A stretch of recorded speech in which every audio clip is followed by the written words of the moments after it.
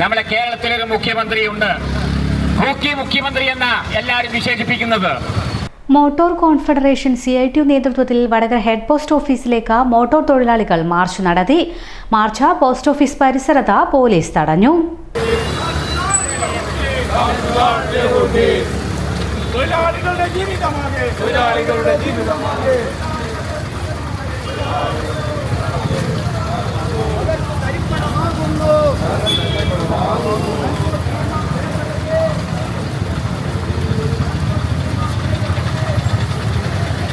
കോഡുകൾ പിൻവലിച്ച് തൊഴിലാളികളുടെ അവകാശങ്ങൾ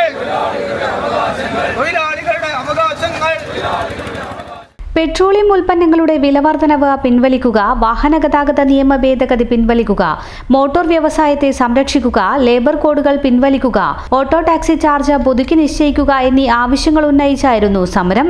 മോട്ടോർ കോൺഫെഡറേഷൻ ജില്ലാ ജനറൽ സെക്രട്ടറി KK മമ്മു സമരം ഉദ്ഘാടനം ചെയ്തു. ഒരു ഉൽപ്പന്നത്തിന്റെ 60% നികുതിയായി ഈടാക്കിക്കൊണ്ടിരിക്കുക കേന്ദ്രവും സംസ്ഥാനവും. മറ്റേതെങ്കിലും ഉൽപ്പന്നങ്ങൾക്കുണ്ടോ? മദ്യത്തിനുണ്ട്, പുകയിലക്കുണ്ട്. എന്തിനാ അതിന് ഇത്രയും വലിയ നികുതി ഏർപ്പെടുത്തിയിരിക്കുന്നത്? അത് മറ്റൊന്നിനുമല്ല, അതിന്റെ ഉപഭോഗം കുറക്കാൻ വേണ്ടിയാണ്. പെട്രോളിന്റെയും ഡീസലിന്റെയും പാചകവാതകത്തിന്റെയും ഉപഭോഗം കുറക്കാൻ വേണ്ടി പറ്റുമോ?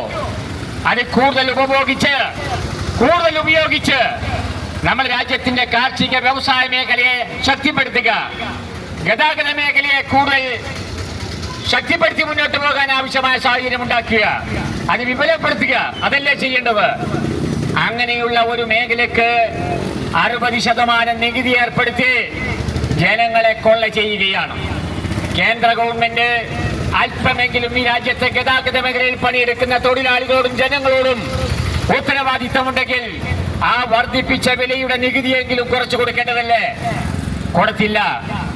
നമ്മുടെ കേരളത്തിലൊരു മുഖ്യമന്ത്രിയുണ്ട്, ഹോക്കി മുഖ്യമന്ത്രി എന്ന എല്ലാവരും വിശേഷിപ്പിക്കുന്നത്.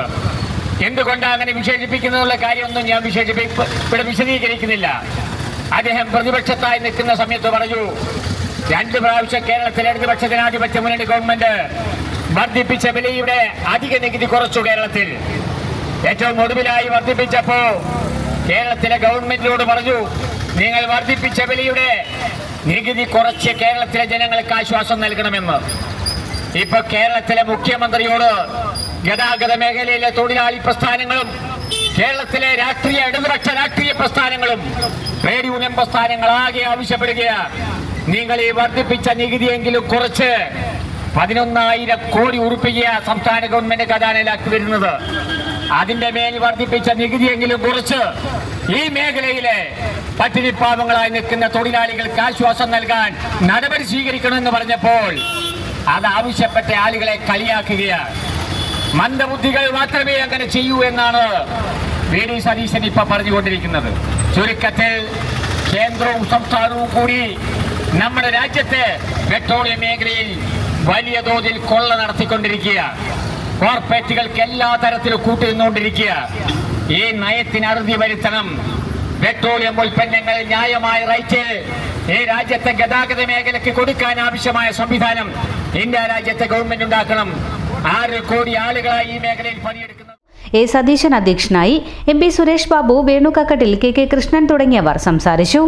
നമ്മുടെ അപ്പാ സെൻസിൽ എല്ലാ ഞായറാഴ്ചയും അപ്പാ സൺഡേ സെയിൽ നടക്കുന്നുണ്ട്. അതുകൊണ്ട് തന്നെ ജോലിക്ക് പോകുന്നവർക്ക് സൺഡേസിൽ വന്ന് സമാധാനത്തിൽ അപ്പാ സെൻസ് എന്ന് പർച്ചേസ് ചെയ്യാം. അപ്പൊ നിങ്ങൾ അപ്പാ സൺഡേ സെയിൽ പർച്ചേസ് ചെയ്യുമ്പോൾ ഉറപ്പായ സമ്മാനങ്ങളും എക്സ്ചേഞ്ച് ഓഫേഴ്സും ഡിസ്കൗണ്ട് ഓഫേഴ്സും നിങ്ങളെ കാത്തിരിക്കുന്നുണ്ട്.